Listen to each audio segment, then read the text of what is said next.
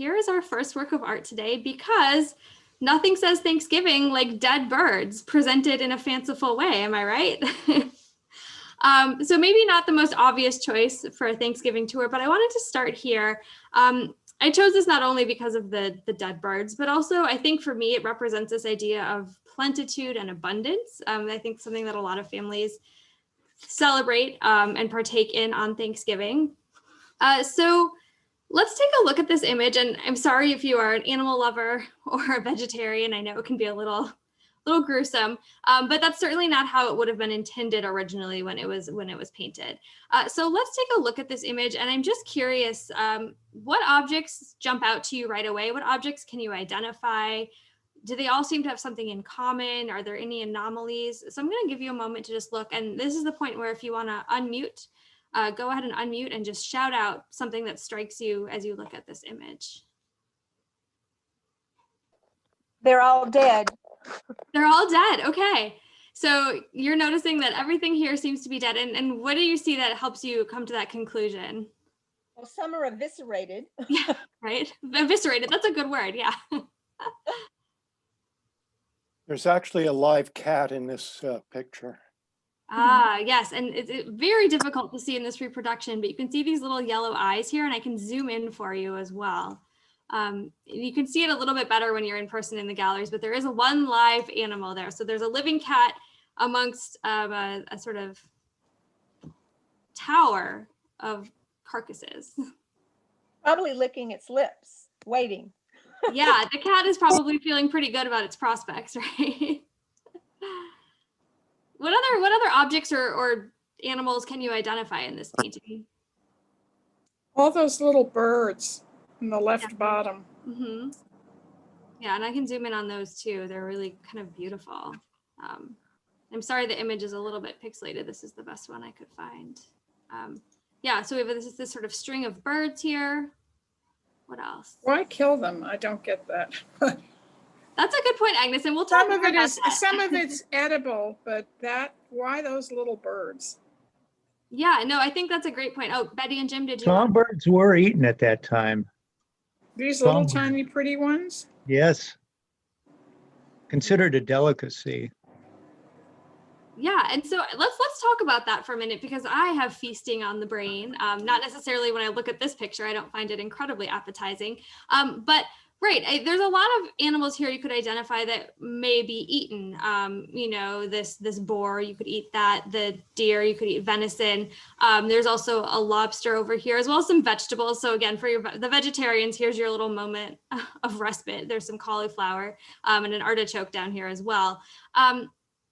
But at the same time, there are some animals here that you probably wouldn't eat. So maybe you would eat these little birds as a delicacy, but the swan here, the heron, and the peacock, food historians have done some research into this, and they think probably at this time in Europe, which is the 1600s, in the southern Netherlands where the artist was working, these probably were not eaten. They might have been eaten in medieval times, but they probably wouldn't have been eaten any longer. So that raises the question, why are they all assembled here in what seems to be some sort of kitchen or larder, right?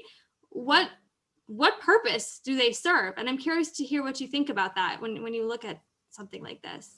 Well, plenitude, But it also makes the painting more interesting, and they're gorgeous. You want to touch them. You want to feel those feathers and rub the little rabbit's fur.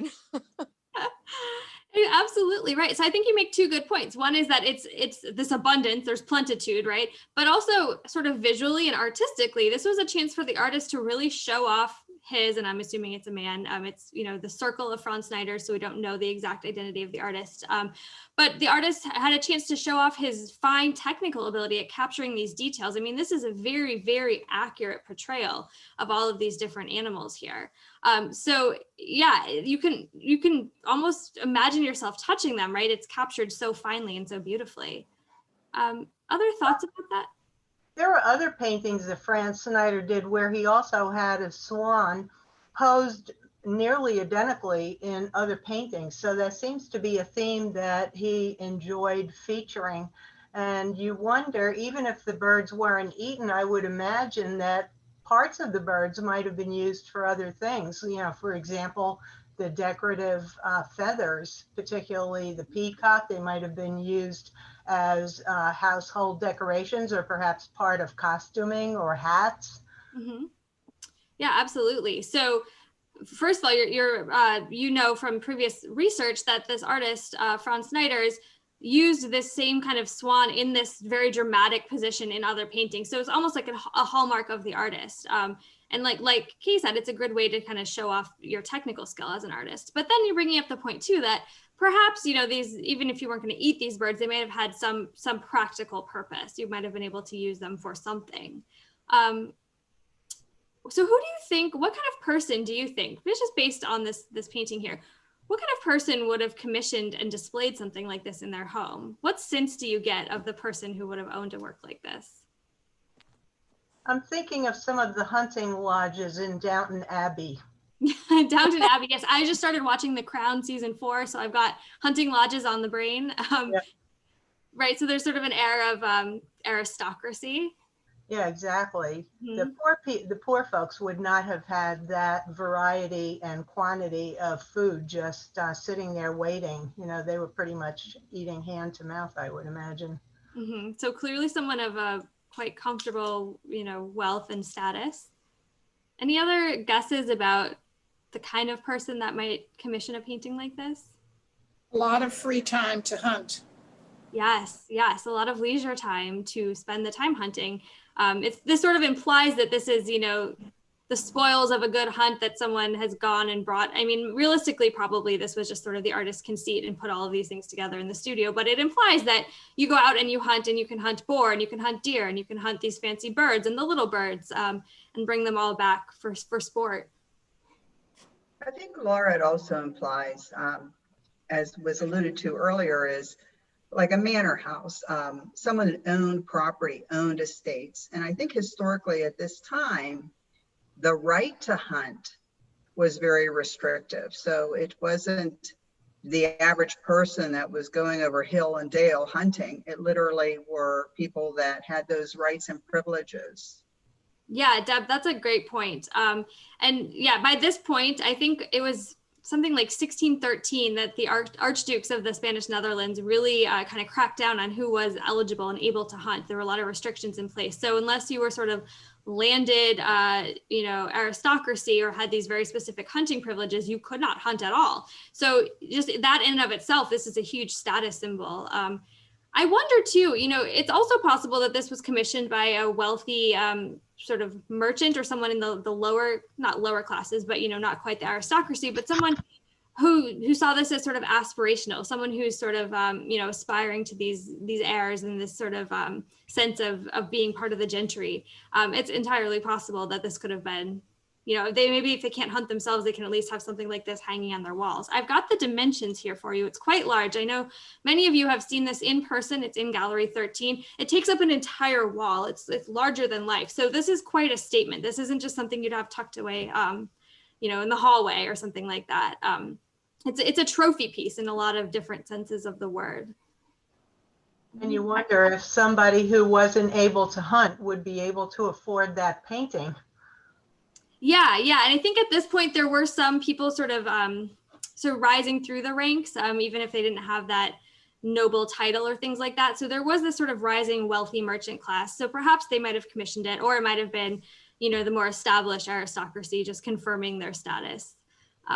But certainly a feast for the senses and maybe also for the palate, depending on your preferences. And I think that could apply to John.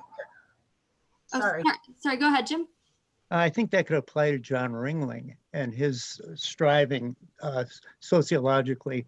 And of course, he couldn't commission the painting, but he was happy to acquire it. And others that are similar.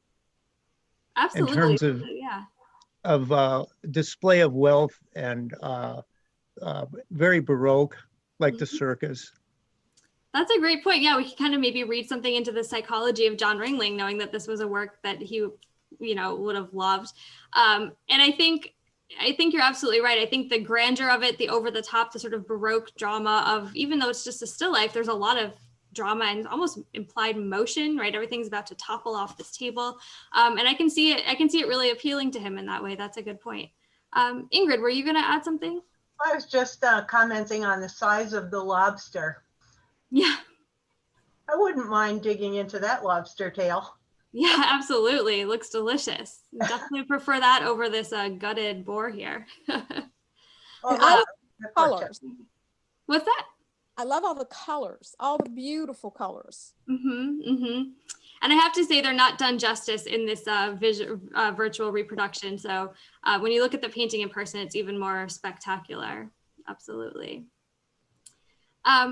So again, I think it's interesting to consider this as we think about Thanksgiving and the idea of feasting and having more than you need. I know I always overeat at Thanksgiving, but I think, again, going back to this idea that this painting was really intended to be a trophy painting, right?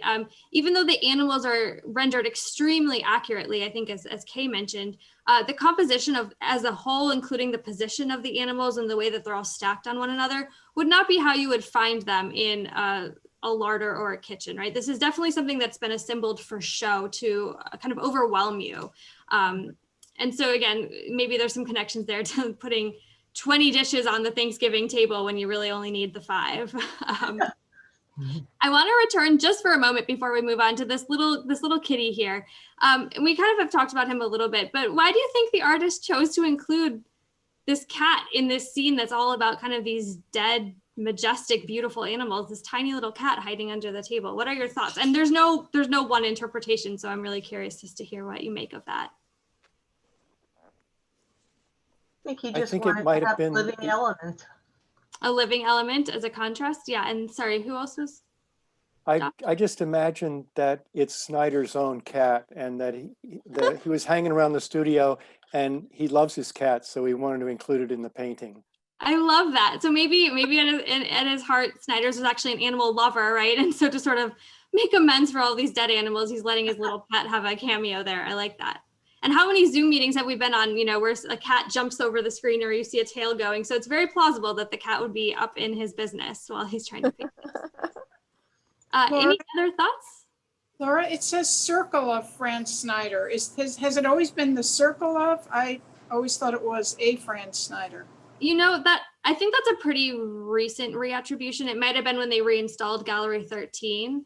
That I think it would have been Virginia Brilliant, our former curator, who would have made that decision. And so just to clarify for everyone, when it says circle of Fran Snyder's or circle of an artist, it means we assume it wasn't done directly by the artist himself, but someone working very closely with him, maybe, a student that he had trained or one of his associates or something like that. So I think Agnes, that's probably a relatively recent reattribution.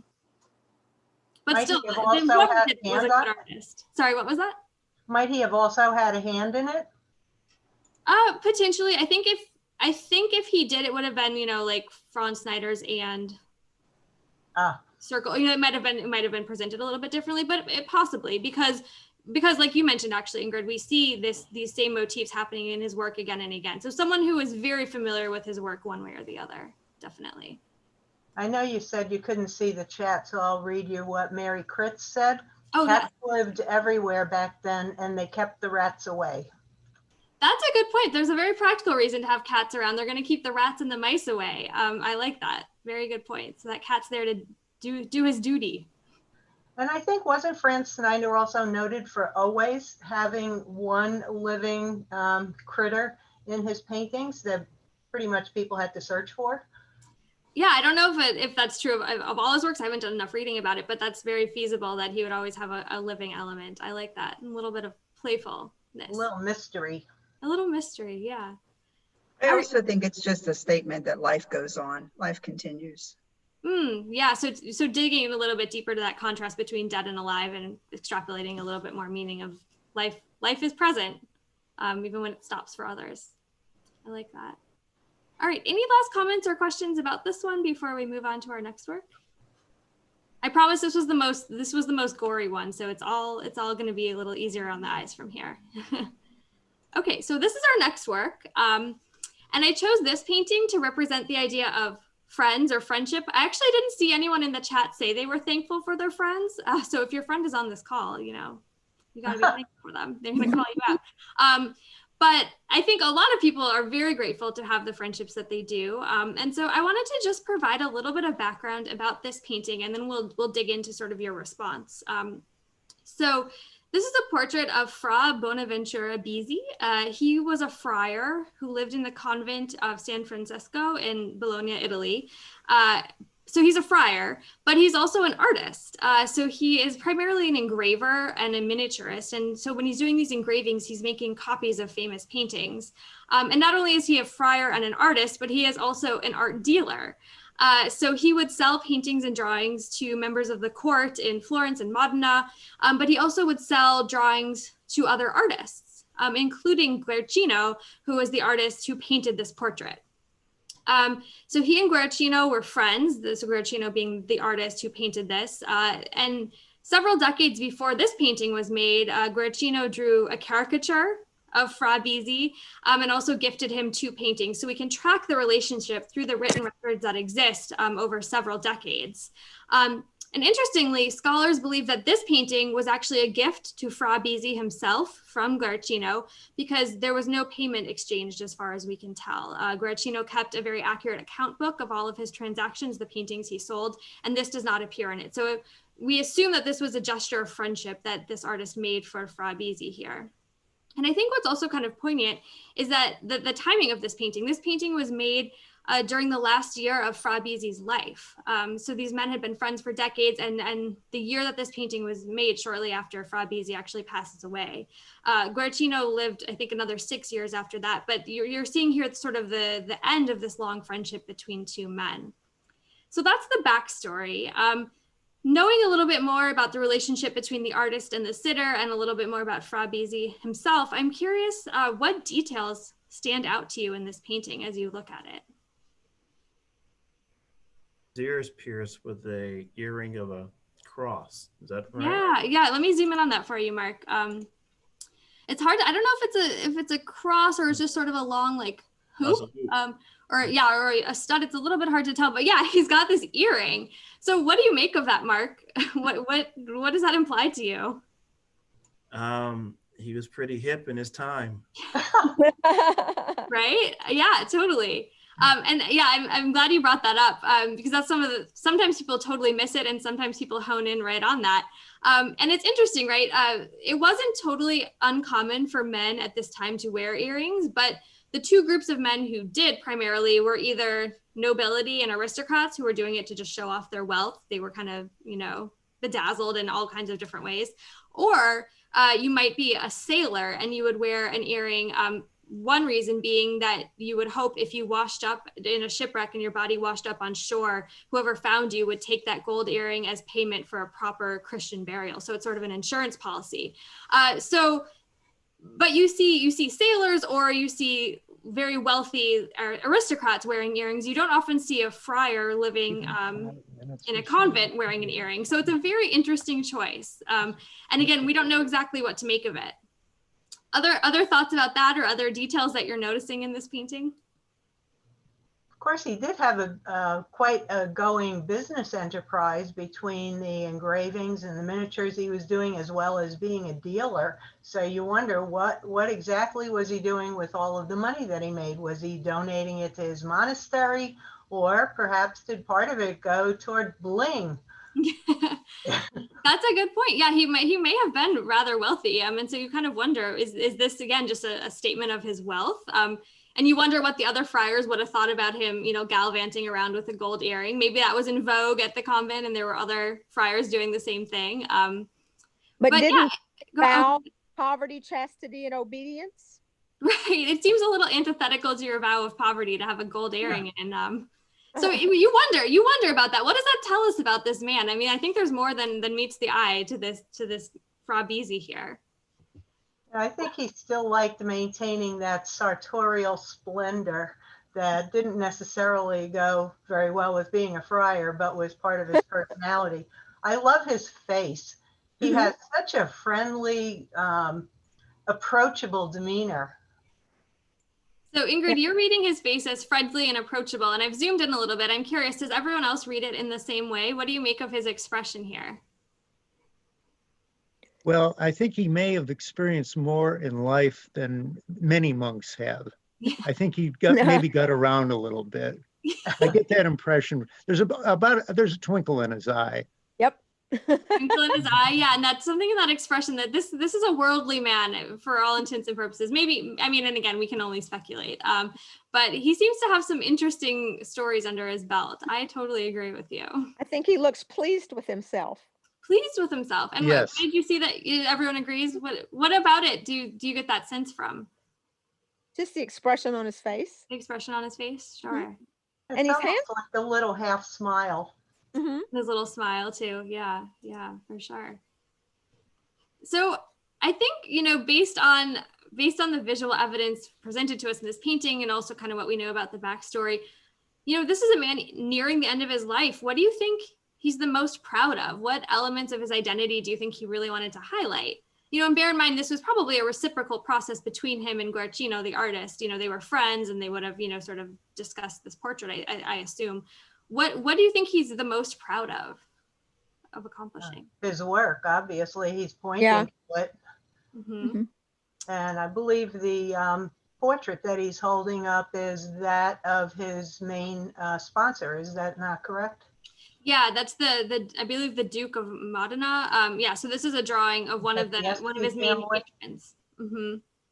And then what he's got here are other drawings that, again, he was an art dealer, so these would have been other drawings by various artists that he would be buying and selling. And Laura from the chat room, Mary Kritz says, curious about what he was pointing to on the paper. And Josh Huntington says he's proud of his work. He's self-possessed, not conflicted. I like that. Self-possessed, not conflicted. And Mary's asking what he's pointing to. It's very hard to make out. I can zoom in for you.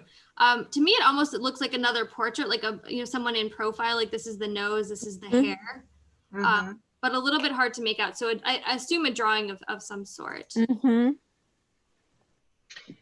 Laura, I also think it's somewhat significant that he is positioned in front of these tombs behind him. Yeah. That he's a scholar, a learned man. I mean, typically these also are part of his psychology or what he's attempting to present himself as. So that's a great point. Yeah, he's clearly an artistic person. He's holding up these drawings. He's proud of the business that he has as an art dealer, but also he set himself, or Guercino set him against these massive tomes, these big weighty volumes. And so that certainly implies too that he is a very learned man, that he's very knowledgeable.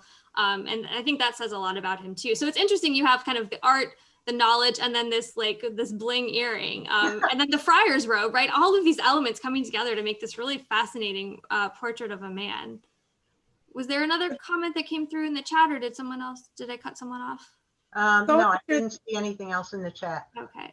It almost looks like there is a private joke between him and or something private between him and the artists. There's that look and the way he's pointing down there. There may be some message that Guercino and Brisi may have some meaning to both of them. I don't know, Agnes, I think that's an interesting point. Oh, go ahead. No, that's fine. I was going to say, I think that's I feel like I really get that sense of intimacy between artist and sitter here. And it's hard to put your finger on exactly how, but maybe it's sort of, the sense of an inside joke, but there seems to be this very deep knowledge and comfort between the two. And he seems to be really capturing that well, I would say, in this image. I'm really impressed with the way Guercino did the hands. Hands were very difficult to paint. And I think he's done a really remarkable job of doing the hands. They look very natural. Yeah, absolutely. Yeah, and Guercino was a very well-known and respected artist, and we have a lot of his other works in our collection as well. So you can see his other work if you visit the museum. One of Kay's favorites. One of Kay's favorites, yes, his enunciation. So bringing us back to our theme here, again, I chose this to represent the idea of friendship, but apparently none of you are thankful for your friends. That didn't seem to come up at all. So I'm curious, what other things that we're thankful for can you maybe extrapolate from this image? And I will throw out a few. For me, just the idea of books and knowledge, and who was it? Was it Nancy who said she's reading a book a day? So Nancy, this one's for you. Also for me, arts and culture, right? We live in Sarasota, which is this wonderful, bastion of arts and culture. And he's got his paintings here. Any other ideas about what we can extrapolate in terms of what we're thankful for from this portrait? Work. A long life. A long life. Yeah. A long life well lived, right? Mm-hmm. But also work and having something to do. Yes. And I think that hits home for a lot of us when we're quarantining, right? Having something to do. This man had 3 careers, right? He was a friar, an artist, an art dealer. Staying busy, sure. Yeah. I'm grateful for all of the programming that is available to us via computer these days, since we're pretty much stuck at home. Not only the museums, but also a lot of the arts organizations. You get things from the opera, from the theaters, so there's an awful lot to keep a person engaged. So we're not just, becoming total vegetables. Yes, that's a good point. Using the arts to stay engaged, to stay sharp. I think for me too, we kind of mentioned this, but this is one of his main patrons and supporters. So for me, this idea of being thankful of the support of others, people who are mentoring you or helping you along. And then I think too, just sort of skill and talent. I think this is Guarcino showing off his artistic skill. It's not easy. If anyone's ever tried painting, this is oil. To use oil paint to capture what looks to be a drawing of, chalk on paper. He's doing it exquisitely well here. So in some ways it's sort of an artistic conceit. He's showing off how well he can paint and sort of have these trompe-l'oeil representations of chalk on paper. So I think for those who have skill, I don't have artistic skill, but I'm sure people are thankful for the artistic talent that they have. And we see the Fra Bisi is socially distancing. It seems like they're about 6 feet apart, although they're not masked up. So yeah, no, that's a good point. Any other comments on this one before we move on to our next work? Okay, so again, sort of knowing that there's this sense of intimacy and respect here between subject and artist, I now want to turn to actually 2 works of art that represent or embody that same sense of mutual respect, but that were made in a completely different time and place. And I'm finding this sort of weirdly wonderful visual and thematic resemblance between this painting here of a man in his room and 2 photographs that I'm going to show you. Oops, and here's the information about that, sorry. I'm going to show you 2 photographs from a series by a contemporary artist called A Girl in Her Room. So I'm going to show you 2. I'm going to start with this one, and I just want to talk through these images, and then I'll show you both. But I chose these works to represent the idea of home, right? I think something that a lot of people are very thankful for as well, this, especially when we're stuck in home for months and months and months. The sense of place, the sense of somewhere where you belong, somewhere that is yours. And again, these are photographs from a series called A Girl in Her Room. So before I jump in, I just kind of want to get your observations about this photograph. What is going on in this image? She got tired of studying. So it seems like she's probably tired of studying, and you're noticing, I think, the book here, but she's got her head down. She's not reading. She seems sort of like she's thrown herself on her bed, right? Okay, what else is going on? I had the same impression. Did anyone else read it differently or have a different sense of what this girl is doing? She looks tired. I think she's getting ready to take a little nap. And I will say that's something I'm very thankful for, is naps when I'm able to take them. It's top of my list. So what, as you look at this, what does this girl's room reveal about her? I love this photographic exhibit. It's so wonderful. I have to say, having had daughters myself, and I know I'm not alone in speaking to this girl's room is extremely neat and organized. Absolutely incredible. But she has front and center things that are meaningful to her. Mm-hmm. You have the rock band in the back. You have these little bottles all on the window. It's kind of like she's a cross between some whimsical and some old fashioned. There's yarn that's all rolled up in a ball, and she has some knitting to the right side of the little table. It's just, it's as a peek. It's an insight into the personality of this young woman. You have her phone is on the table. I mean, I love this. It's beautiful. Yeah, really good observations. And I think the exhibition that you're referencing is Being Seen, which is up now through January. So you can actually see this photograph and a couple other in the series if you're comfortable going into the museum in person. But right, it's first of all, it seems to be very neat and well organized, which is something to aspire to. But it's all these little insights into who she is and how she's crafting her own identity. We have her phone charged, plugged in, a rock band, these bottles, and then more, sort of traditional craft activities like yarn and knitting.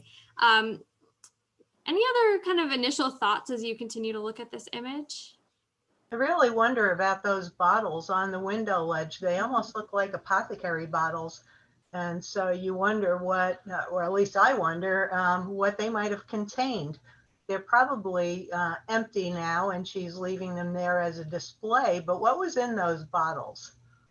That is a good question. And I've never seen any quite like that. So I'm curious about that as well. I suspect essential oils. Essential oils. Yeah, that's a whole market that I have not participated in, but I know is very popular. Yeah, that's a good point. Maybe those are aromatherapy. Yeah, aromatherapy could be. So a little bit about this series, and you see this is by the artist Rania Matar. She is a mother herself, and she really became active in photography when she had her children. And she watched her daughters growing up and was sort of just transfixed by the process of, a girl turning into a woman.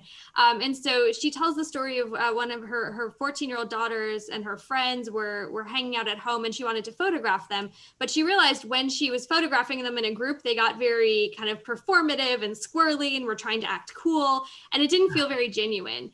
So she started photographing them individually, one by one, and asked them where they wanted to be photographed. And a couple of them chose their bedrooms, and she realized that was sort of the genesis of her project because it was a space that felt so personal and so revealing about who these girls were. And she saw them really start to just sort of relax and become really natural and sort of, let the true side of their personality come out. And Matar says that she sees the girl kind of become an extension of the room and the room becomes an extension of the girl. And one example in this photograph specifically that she's mentioned is that the tattoo on her arm almost matches the pattern of the curtain. So you have these kind of really beautiful visual echoes between what is going on with the girl and then her room itself. And she's also very interested, like I mentioned, in exploring this duality of being a child and a woman at the same time. So I'm curious what you see in this photograph that sort of evokes childhood and what evokes womanhood, if anything. Do you see that duality at play here? It's almost what I see is almost a clash between the modernity of the tattoo and the old-fashioned knitting, pieces, which, you tend to associate more with more mature women and earlier times. So there's almost a culture clash, if you will. Sure, a culture clash between her tattoo and her yarn. Sure. Josh, were you going to add something? Yeah, I understand what Ingrid is saying about the tattoo and the knitting. When I look at the tattoo closely, though, it's actually a picture of a square-rigged ship. So that's hundreds of years ago. So that's a real throwback, and it's absolutely beautifully executed. I wonder how she'll feel about it when she's 60. I'm not sure it was a wise choice, but it's absolutely gorgeous. And it is a historical throwback. That's a really interesting point. And I think too, we know that the Matar's process, she really worked with the girl, her subject, about how they wanted to pose, how they wanted to be displayed. So I wouldn't be at all surprised if this girl specifically said, I want to make sure I'm posed so that you can see this tattoo, because it is very prominent in this. Oh yeah, absolutely. For sure. I see a real duality between the top half of her body. She looks kind of innocent and about to sleep. And the bottom half with the red tights and kind of the short skirt, kind of the innocence and sexuality kind of in one person. Yeah, that is a really interesting. And she's dealing, as a teenager, you'd be kind of dealing with both of those. Yeah, absolutely. Absolutely. I think another thing that's indicative of a young person or her former self, because she's in transition, I think as Agnes was describing, is the burst of pink. Pink baby pink candle, the pink in the drapes. It just reminds you of a more girlish time, given the rest of her room and some of the things that are in her room. I think that pink reminds me of adolescence. Yeah, totally. And Laura, in the chat room, Mary Kritz says she's trying to figure out how to solve something.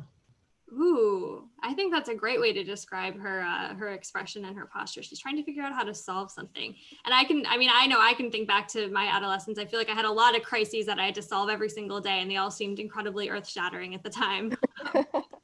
And I'm curious too, for those on the call who identify as women, does this sort of remind you of your adolescence? Is there something that feels sort of universal, or is this a very specific portrait? I'm just curious what your thoughts are about that. And, I'm going to move to the second one as well, because I want to make sure I have time to show you the other in the series. So here's the title here. This is Anna F. from Winchester, Massachusetts. But I also want to show you another in the series. And again, is there something sort of universal about this, or are these very specific?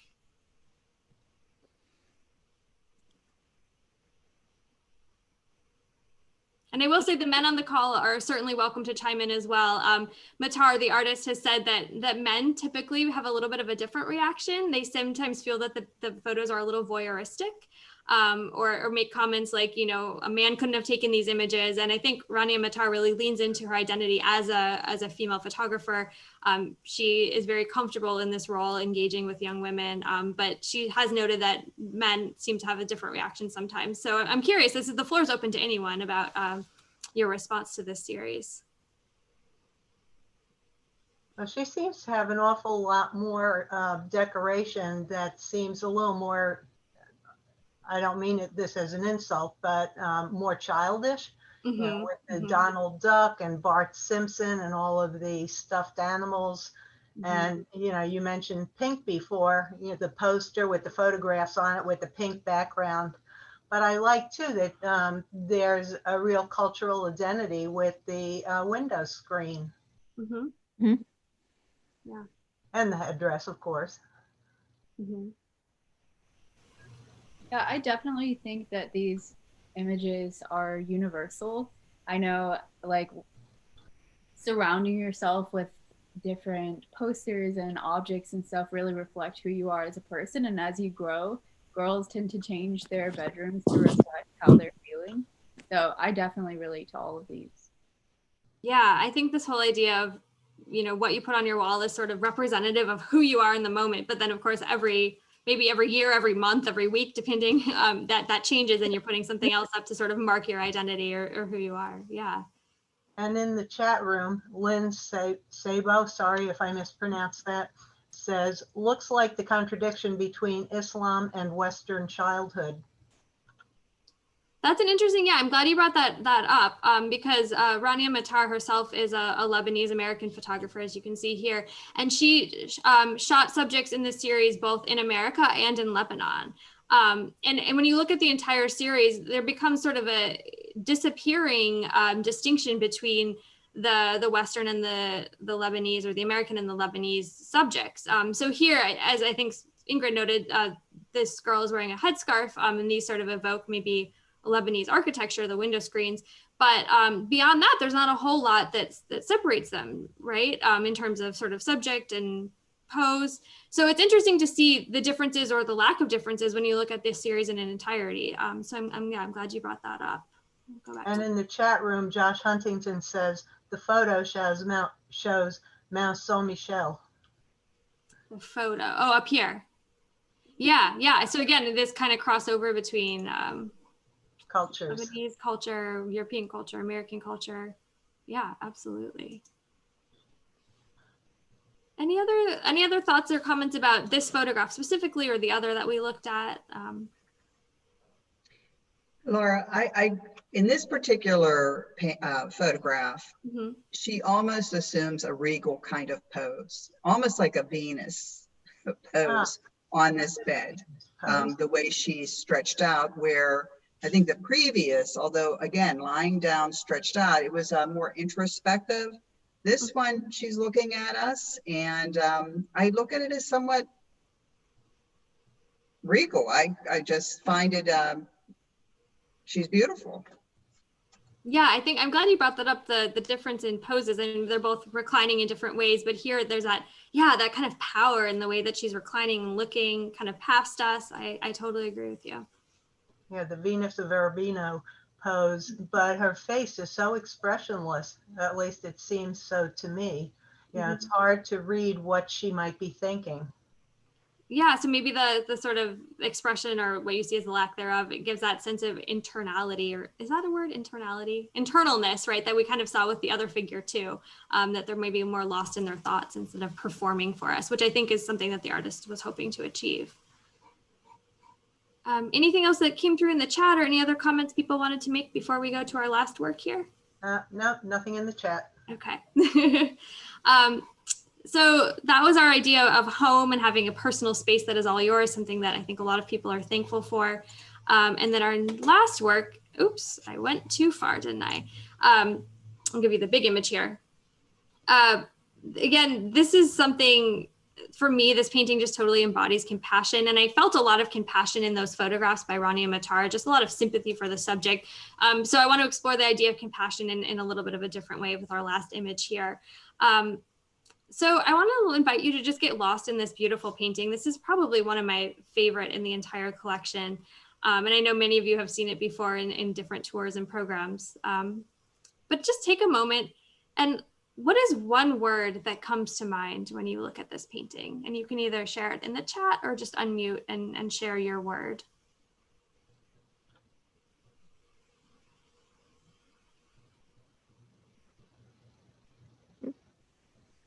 Sharing. Sharing. Okay, so you're sharing the word sharing. I like that. Sharing, sure. Sharing water. Yes. Sharing and dignity. Dignity. Compassion. Compassion. Yeah. Thanksgiving. Thanksgiving. Anticipation. Anticipation. And hope there's enough for me. Oh, hope. Yeah, hope that there's enough for me. Lynn Sebo in the chat room says kindness. Kindness. Yeah, absolutely. Anything else? Patience. Patience. Yeah, patience, hope, kindness. They all kind of are intertwined, aren't they? So let's seize on that word compassion or gratitude. You know, both are, either one, that you, whatever resonates. How do you see that at play here? Whoever said compassion or Thanksgiving, how do you see that playing out in this scene? What made you say that? Or anyone who agrees with that particular word? I said that because I see the sharing as kindness and compassion toward these people that appear in need of a drink. Mm-hmm. Yeah, so this figure here is sharing what she has, what ostensibly what little she has, right? There's just this tiny little water drop coming out. It's not pouring out with these people who appear to be in need. And let's talk about the people who are the recipients of her compassion. What can we say about these three figures here? 3 ages of man. Mm-hmm. Mm-hmm. The difference in their ages. And I've always been taken with the appearance of their fingers. They seem so work worn, the dirt under the fingernails. These are not people who are having an easy life, even down to the young lad. Sure. His fingernails are dirty and broken. So he's already starting in a life that's not going to be one of privilege. Absolutely. So I'm glad you brought that up, Ingrid, and hopefully you can see it okay with this, with the zoom in here. So these fingernails are worn, they're dirty, they're kind of chipped, and the hands, and you're keeping us looking at the hands, which I like. It's a nice thread from painting to painting. And here too, his hands almost seem sort of twisted or arthritic, right? They seem painful to me. And then even this figure here in the back corner, and I'll just scoot over, you can see too, his hands are very, very rough, this middle-aged man as well. So that tells us a lot about these people and their lot in life, right? Yeah, absolutely. And water is a commodity that we all take for granted. So many people don't have good water. Yeah, absolutely. Something that's very easy to take for granted. You flip on your faucet and there it is. But, you know, in these times when this painting was made, and even today, there are many people without access to clean, safe water. So that's a good reminder, Kay. So what can we say about this woman here, the distributor of the water, the giver of compassion? What can you ascertain about her? It's almost like an angel of mercy, but she's not an angel. You know, that's a good point. I've never thought about that, but she's got this very exposed back and then this sort of negative space here where you could just put in a pair of wings, right? It's almost like an angel just missing her wings, but they're very easy to imagine in that place. But she doesn't look like she's ever been in the sun with the whiteness of her skin. So she's got very pale skin that, you know, and I think too, this play between light and dark is a stylistic choice of the artist, and, you know, something that was popular during the time and heightens the drama of the scene. But yeah, definitely. And again, some of it might be my bad reproduction, but very, very white skin against this dark background. I think too, in contrast with the sort of more rough skin of the other figures here. Can you imagine how heavy that picture would be if it were full of water? Well, that's a great point. And even if it wasn't, right, if this is made of bronze or something, even just lifting that metal, like I'm thinking when you lift a gallon of milk, that's plenty heavy. So she's got this almost superhuman, supernatural strength in her act of mercy that she's performing. That's a great point. I think, oh, I'm sorry. Sure, it's at least half full because of the way the water's coming out of it. So it's already extremely heavy. The thing I noticed about her is that my eye goes to her first because she has all the white. That's the largest area of white in the painting. So that's where your eye goes first. Clearly, the artist wants us to focus on her first of all. Yeah, that's a really good point. And my eye absolutely too goes to this figure first. She's the brightest. She kind of really stands out. And that's a good point, that even if the jug is only half full, and you know, we can tell kind of the way the water's coming out, it must be incredibly heavy. And so she's this instant figure of interest, and it is her act that is sort of creating the narrative that's happening in this painting. And if you look at her elbow, you notice how there's a little pink to her elbow. So this is not the elbow of somebody who is in the upper classes. She's obviously, if she's not an angel, if she's a human, she's somebody who's herself in the working classes, although the drapery that she's wearing is really beautifully rendered and looks wonderful.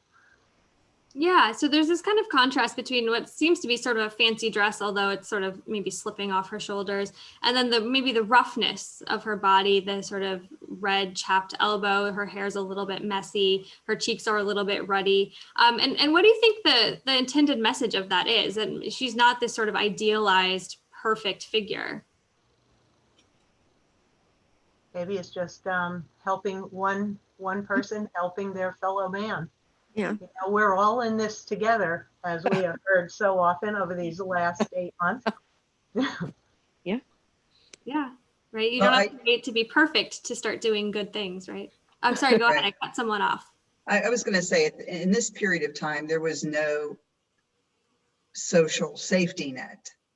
So really, people had to rely upon themselves, their wits, and the charity of others when there were times of need. So, you know, certainly it's a beautiful painting in terms of charity. Begins with all of us, or we're all capable of compassion and charity to our fellow man. You know what? I think that's a perfect way to sum up this entire tour. I think we are all capable of charity, of kindness, of compassion, and I think too we all at some point will find ourselves on the receiving end of that too, right? It's a mutual thing. So that was the information about the painting. It's currently on view in Gallery 8 if you would like to see it. And I'll just leave it here if there are any other questions or comments, but I think that was a really kind of beautiful summation of hopefully the true intended spirit of Thanksgiving. We can problematize and pull apart the original Thanksgiving story, but I think the way we want to think about Thanksgiving these days is, you know, shared humanity, coming together, doing good for one another. So well said. Yay. Well, thank you all so much. It's always such a pleasure to have all of you here. I hope you have a good, safe bountiful Thanksgiving. Thank you, Laura. and the Thank same you, to Laura. Thank you. Take care of yourselves. I'll see you all next time. And Thank the you, chat Laura. room, there's a comment in the chat room, in a the couple chat. of comments that say from Lynn Sabo, kindness. Lynn Sabo says, this was really nice. Love the way you include everyone. Thank you, Laura. And I Oh, well, thank thought you, Lynn. Again, it was it's always so wonderful. wonderful to have all of you here, and I hope I can see you again soon. You So will. happy Thank you. Thanksgiving, everybody.